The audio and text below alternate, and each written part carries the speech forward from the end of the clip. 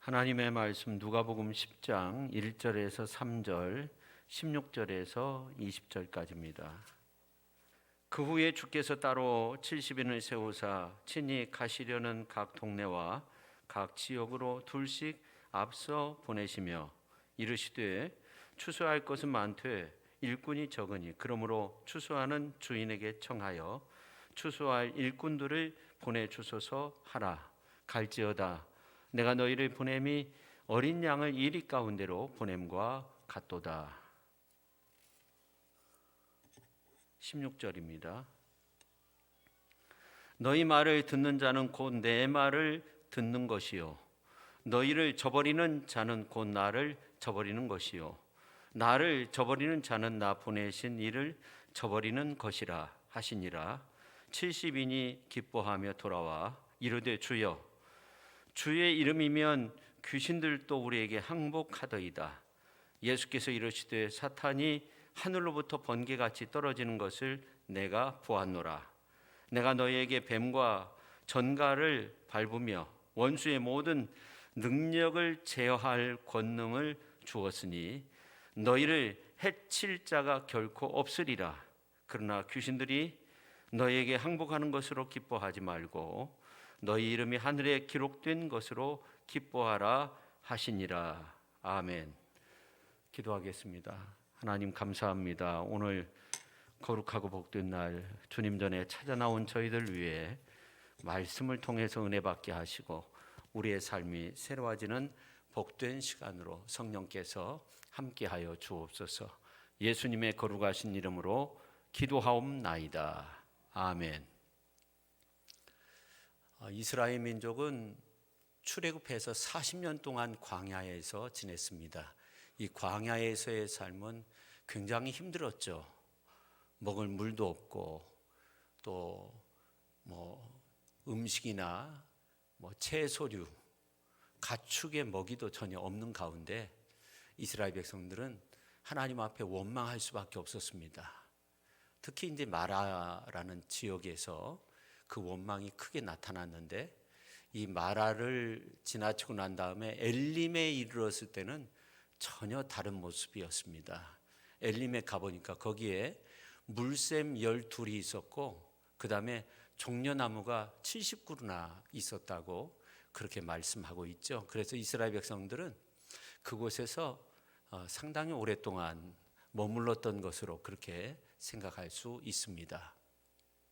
그건 예수님의 경우는 어떨까 이렇게 생각해 보면 예수님께서 이 땅에 오셔서 천국 복음 전하시고 병든 자 치료하시고 또 가르치시고 근데 그런 사역들을 하셨는데 예수님은 항상 바쁘게 밤낮 뛰어다니면서 하나님 나라 확장을 위해서 일하셨습니다.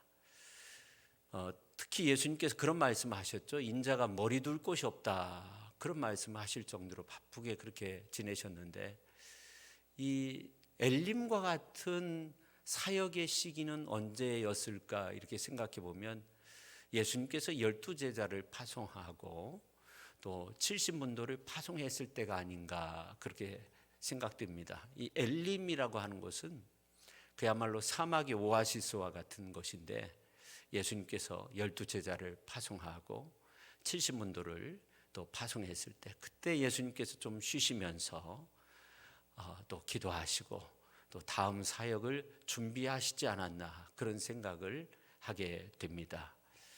예수님께서 이제 70명의 사람들을 파송하는 장면이 오늘 이제 본문에 기록이 되어져 있는데 이 사무엘하 6장 1절에 있는 말씀을 보면 다윗이 3만 명의 사람을 많은 사람들 가운데서 뽑아서 그들로 하여금 하나님의 법궤를 다윗 성으로 자기가 살고 있는 성읍으로 올 수 있도록 그렇게 준비를 했어요.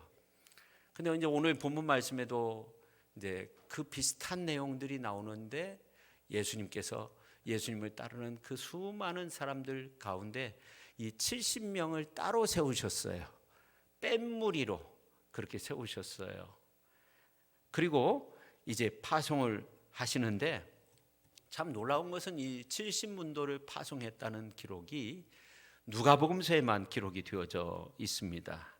그럼 예수님은 왜 그 70명의 뺀무리를 파송했는가? 둘씩 35개 팀을 만들어서 파송했는데 그들은 어떤 일을 하였는가 살펴보면, 첫째, 그들은 하나님의 참 백성들을 불러 모으는 역할을 했어요. 그러니까 이들이 나가서 천국 복음 전한 거죠. 그러면 이제 그것을 받아들이는 사람들은 하나님의 백성으로서 이제 함께 모여서 예수님의 말씀을 듣고 예수님을 따르는 그런 사람들이 되었을 겁니다. 그리고 두 번째는 예수님의 왕적 통치에 참여하게 되었다 하는 겁니다. 참 재밌는 것은 예수님께서 70문도를 파송할 때 막 귀신을 물리치는 그런 어떤 능력, 몰아내는 능력, 이러한 것을 주신다는 그런 말씀을 하신 적이 없는데, 이들이 돌아와서 예수님께 그 사역을 보고할 때 내용을 보니까 17절 말씀을 보면 70인이 기뻐하며 돌아와 이르되 주여 주의 이름이면 귀신들도 우리에게 항복하더이다. 주의 이름으로 귀신들을 몰아내고 항복시키는 일을 하였다는 겁니다. 그때 예수님께서 이르시되 18절에 보면 사단이 하늘로부터 번개같이 떨어지는 것을 내가 보았노라. 그러니까 이러한 말씀을 유추해 볼 때 예수 그리스도가 통치하는 그 하나님의 나라는 사단의 역사를 다 경멸시키고도 남을 만큼 아주 강력했다는 거죠. 예수 그리스도의 그 통치가 강력했다 하는 겁니다. 그리고 그 가운데서 사역하는 이 70명의 사람들은 왕 같은 제사장으로 우리 주님이 통치하시는 그 자리에 참여하게 되는 거죠. 그리고 이제 세 번째는 이 70명의 제자들이 예수님의 명령을 따라 보냄을 받은 것은 사탄과의 영적 전투에 부름을 받았다 하는 겁니다. 이들이 알았는지 모르는지는 잘 모르지만 아무튼 나가서 이제 하나님의 복음을 전할 때 사탄의 역사들이 있었는데 예수의 이름으로 그 모든 것들이 다 물리쳤다는 거예요. 그래서 완벽하게 승리를 이루었다는 겁니다. 그래서 돌아왔을 때 이제 예수님께서 이런 말씀하시죠. 18절에 사단이 하늘로부터 번개같이 떨어지는 것을 내가 보았노라. 이 말씀을 직역하면 내가 번개처럼 사탄이 하늘로부터 떨어지는 것을 봤다는 거예요. 그러니까 이 번개가 번쩍하면 파직하면서 뭔가를 사르고 태워버리잖아요. 그런 것처럼 이 사탄이 번개에 맞아가지고 하늘에서 떨어지는 것처럼 그렇게 순식간에 떨어지는 이러한 모습들을 보았다 하는 겁니다. 이와 같은 70명의 선교 활동은 결국 사단에 대한 영적 싸움이었다 하는 겁니다. 그리고 그 승리의 기초는 예수님께 있는 거죠. 예수님의 이름으로 그들이 승리한 겁니다.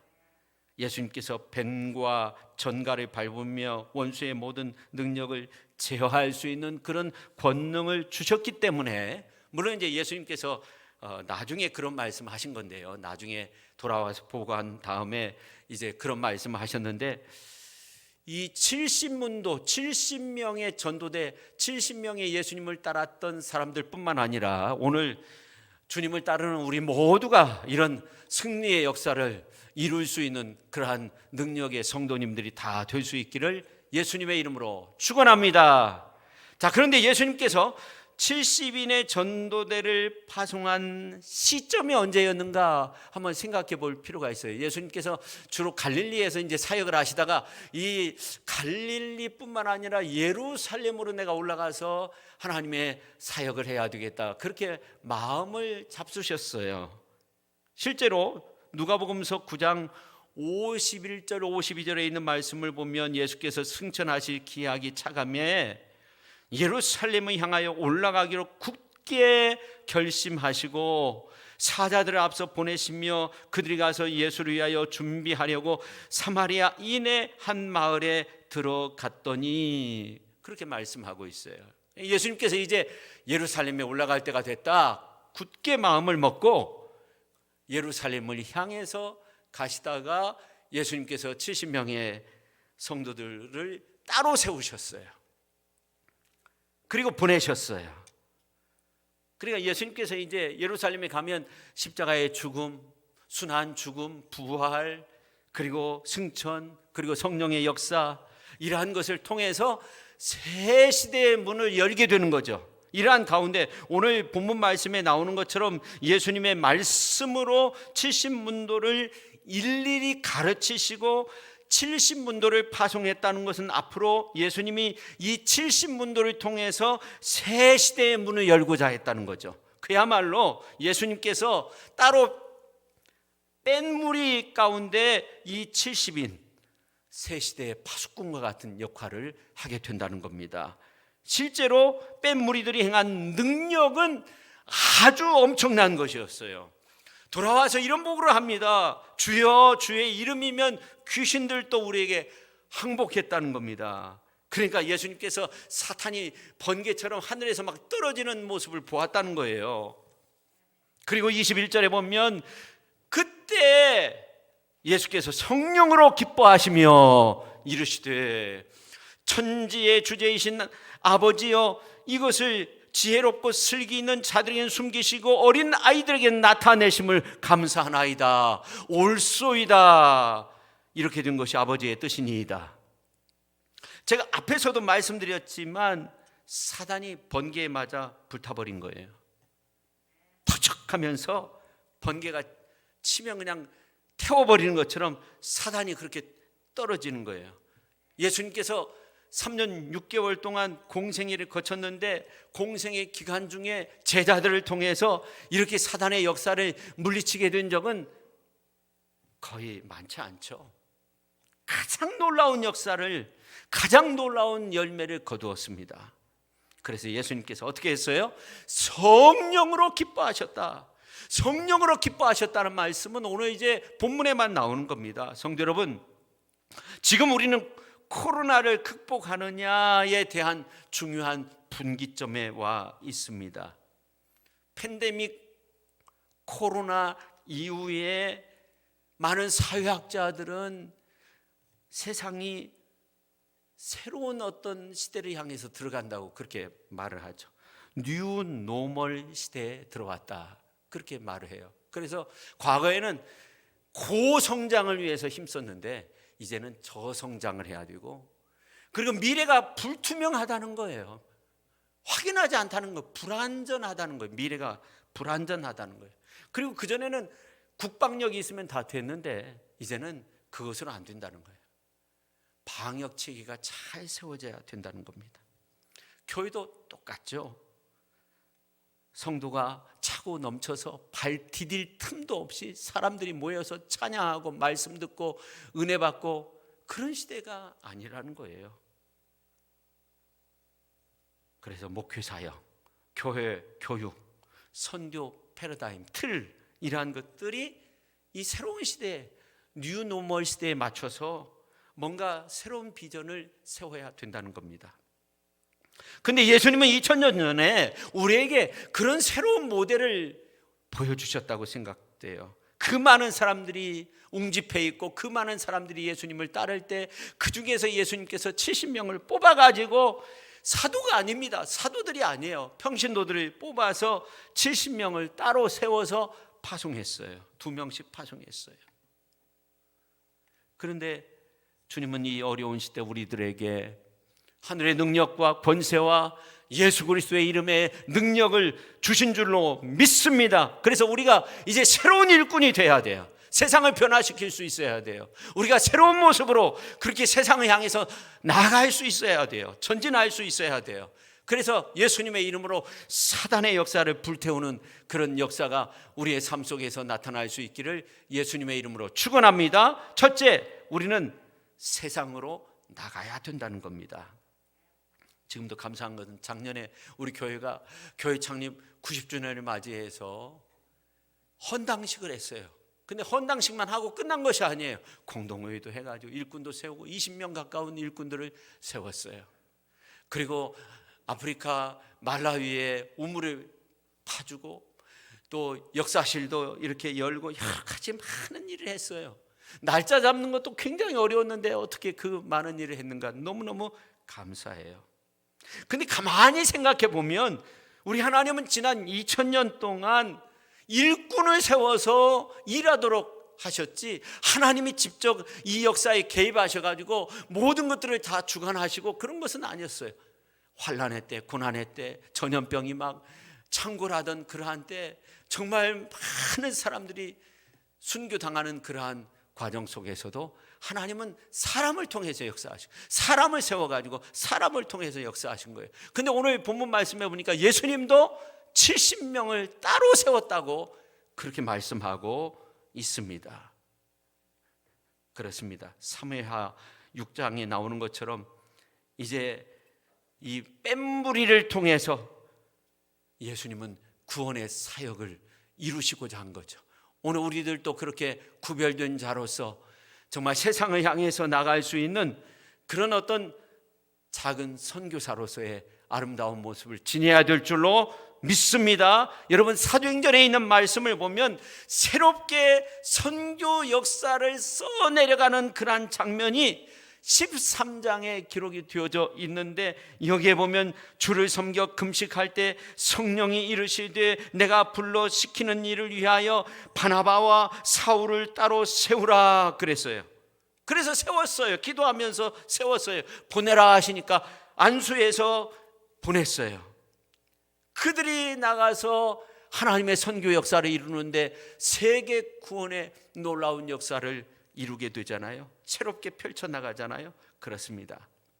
교회가 성령의 뜻을 따라 복음 전할 때 하나님의 큰 구원의 역사를 이루시는데 그 가운데 내가 있다는 것을 알아야 돼. 우리가 있다는 것을 알아야 됩니다. 예수님도 공생의 사역 3년 6개월 동안 하는 과정 속에서 그야말로 이제 큰 획을 그을 만큼 놀라운 일을 하셨어요. 그때가 언제냐면 오늘 본문 말씀에 기록된 이 70문도가 나가서 하나님의 복음을 전할 때였습니다. 이들은 예수님의 이름으로, 예수님의 권세로, 예수님의 능력으로 복음 전하고 귀신을 몰아내니까 여기저기서 귀신이 묶임받는 그런 놀라운 역사가 일어났습니다. 그래서 사단이 번개에 맞아 떨어지는 것처럼 파직하면서 그냥 꼼짝 못하고 떨어지는 그러한 현상들이 나타나는데, 번개가 한 번에 그냥 35번씩 35팀이니까 치니까 어떻게 되겠어요? 놀라운 역사가 일어난 거죠. 마르틴 루터가 종교개혁을 일으킨 지 504주년이 되는 해인데, 이 종교개혁은 뭡니까? 복음의 진리를 위해서 구교의 잘못된 부분을 개혁해 나가자고 마르틴 루터를 필두로 해서 많은 종교개혁자들을 하나님께서 따로 세우셨는데, 지금까지 개혁자의 신앙을 우리가 이어받고 있는 겁니다. 그래서 오늘 종교개혁주의를 지키면서 이 코로나 시대에 우리 교회에서 필요한 것이 뭘까? 뉴노멀 시대에 교회의 개혁이 이루어진다고 한다면 우리는 어떤 방식으로 이루어져야 되는가 한번 생각해 봐야 되는데, 저는 그것을 하나님의 말씀을 통해서 찾는 것이 중요하다고 생각합니다. 근데 이제 오늘 누가가 강조한 것이 뭐냐면 따로라는 말과 세웠다라는 그 단어 속에서 우리가 찾을 수 있다고 생각해요. 따로 세웠다 하는 겁니다. 70명의 평신도를 따로 세웠다 하는 겁니다. 구별이죠. 우리가 성도로서 구별된 삶, 우리가 섬김도 좀 구별돼서 섬길 수 있어야 되고, 이 세상에서 구별된 교회로서 그렇게 아름답게 설 수 있어야 되는 겁니다. 영적인 섬김, 우리의 삶이 세상 사람들과는 좀 구별되어야 한다는 거죠.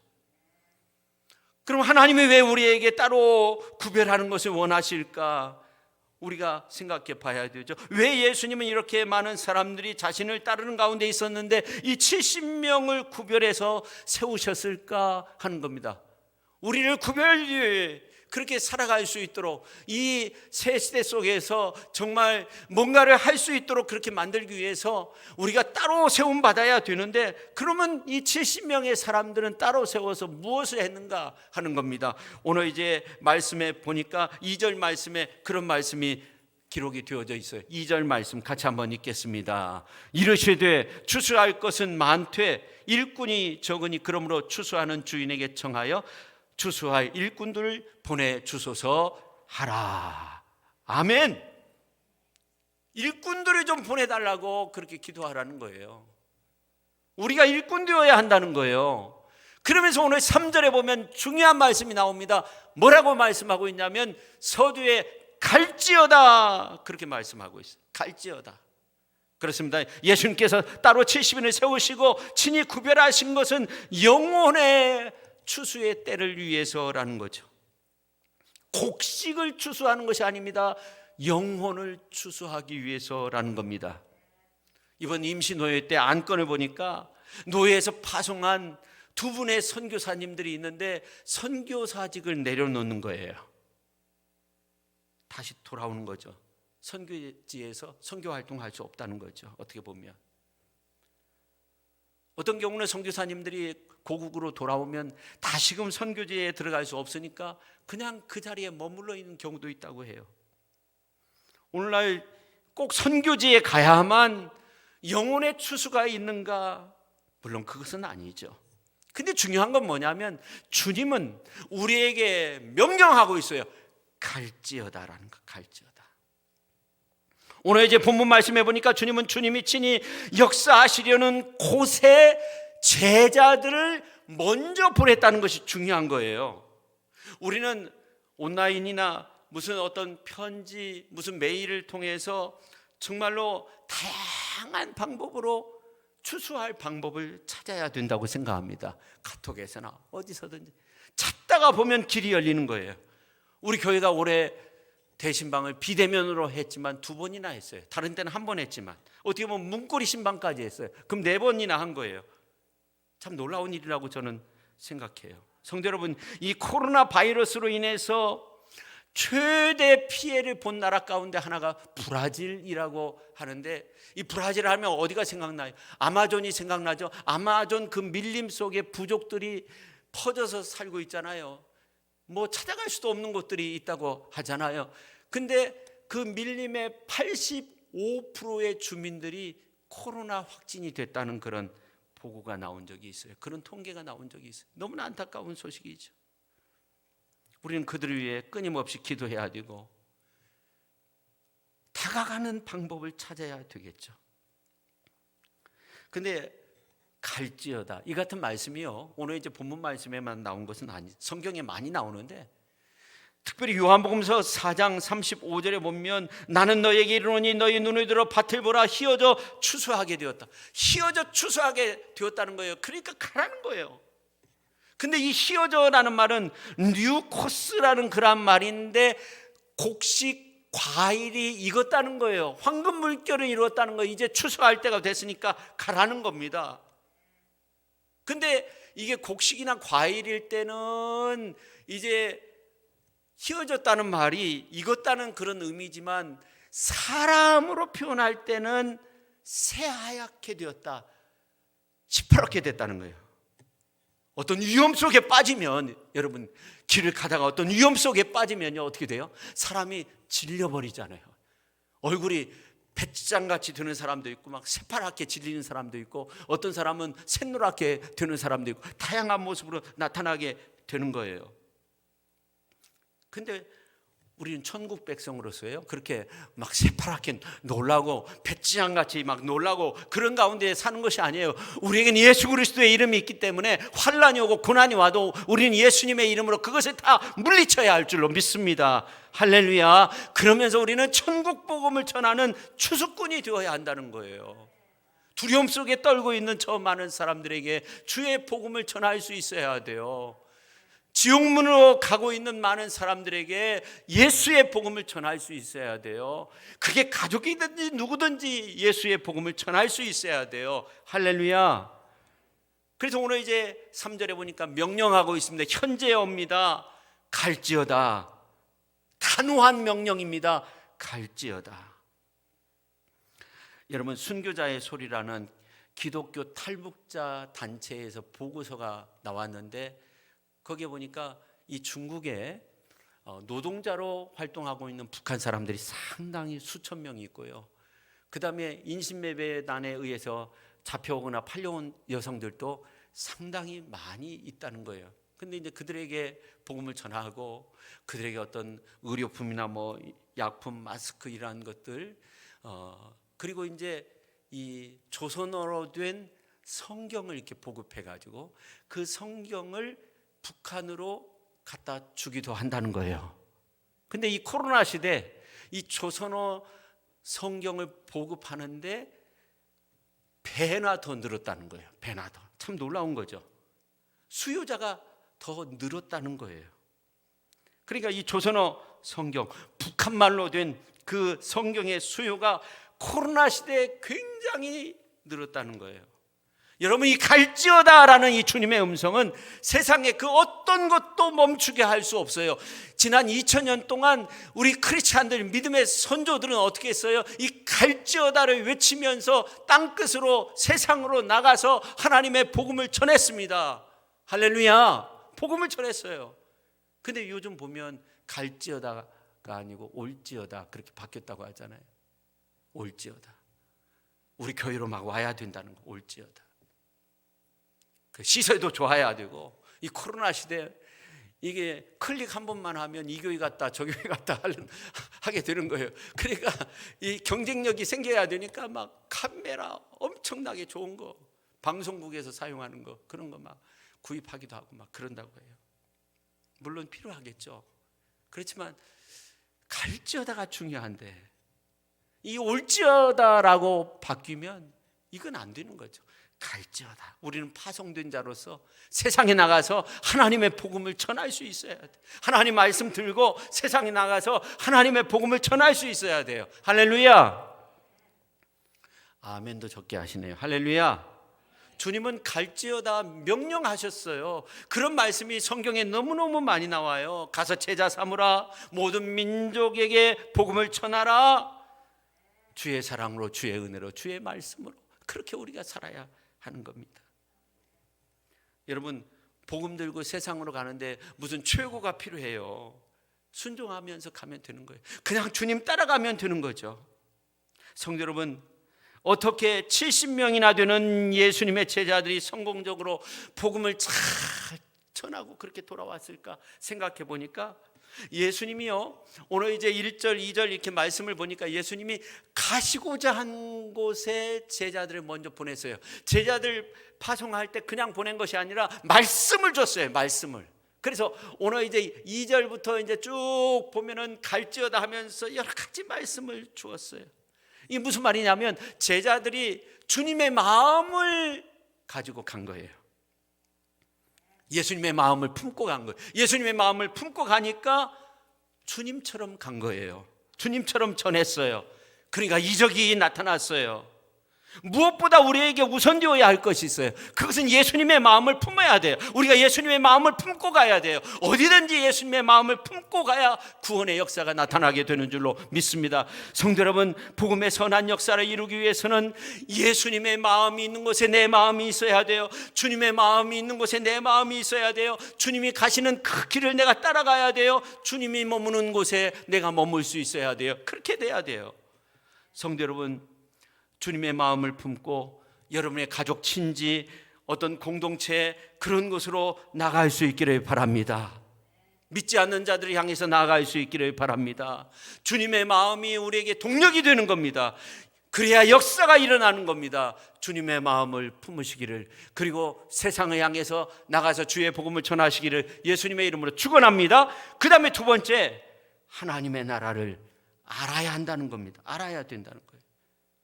이 코로나 시대에 이렇게 예배도 참여하시고 기도회도 참여하시고 청소도 하시고 여러 가지 모습으로 이렇게 참 다양하게 봉사하시는 분들 보면 정말 눈물이 나요. 너무너무 감사해요. 너무너무 감사해요. 여러 가지로 다양하게 섬기기 위해서 노력하고 힘쓰는 그 모습이 정녕 하나님의 뜻을 이룰 수 있고 정녕 하나님의 말씀이 흥망케 되어지는 그런 놀라운 역사의 밑거름이 되지 않나, 저는 그렇게 믿고 우리 주님께서도 기뻐 받으실 거예요. 근데 오늘 이제 예수님도 70명이 이제 돌아왔을 때 어떻게 했냐면 성령으로 기뻐하셨다, 그렇게 말씀하고 있어요. 예수님은 제자들이 그렇게 돌아오는 것을 보면서 성령으로 기뻐했어요. 아마 우리 성도님들이 이렇게 교회 나와서 헌신하고 봉사하고 이제 집에 있다가 집에서 예배 드리다가 교회 나와서 하나님 앞에 예배를 드리는 그 모습을 볼 때 우리 주님이 정말 기뻐하시는데, 마치 70문도가 이제 나가서 예수님의 이름으로 막 그 귀한 역사들을 이루고 돌아왔을 때 예수님이 성령으로 기뻐하셨던 것처럼 우리 주님께서 그렇게 기뻐 받아 주실 줄로 믿습니다. 그런 기쁨으로 가득 찬 교회가 될 수 있기를 예수님의 이름으로 축원합니다. 할렐루야. 여러분, 이 코로나가 장기화되면서 교계 뉴스나 이런 것들을 보면 초창기에는 교세가 급속하게 떨어졌는데 요즘은 덜 떨어진다는 거, 그게 다행이라는 거예요. 감소세가 뚜렷하다가 지금 주춤하고 있는데 그게 다행이라는 거. 근데 가만히 생각해 보면 그게 정말 좋은 소식이고 기쁜 소식이고, 우리 주님이 그런 소식을 들을 때 어떻게 생각할까?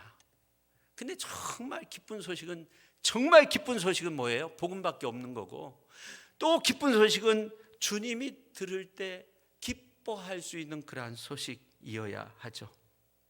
오늘 이제 말씀에 있는 것처럼 주님이 성령으로 기뻐하실 수 있는 그러한 소식이 되어야 하죠. 정말 주님의 몸된 교회가 정말 주님의 기쁨이 될 수 있는 그러한 교회 되기 위해서 우리가 힘써야 돼요.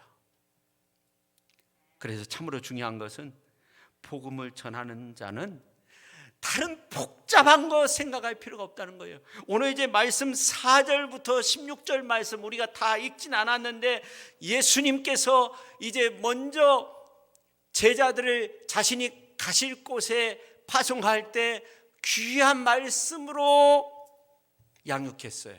말씀을 주셨어요. 근데 그 말씀 한마디로 요약하면 뭐냐면 그냥 아무 걱정하지 말고 평안의 복음을 전하라 하는 거예요. 그 내용이 여러분 읽어보면 알 수 있어요. 다른 거 생각할 필요가 없다는 겁니다.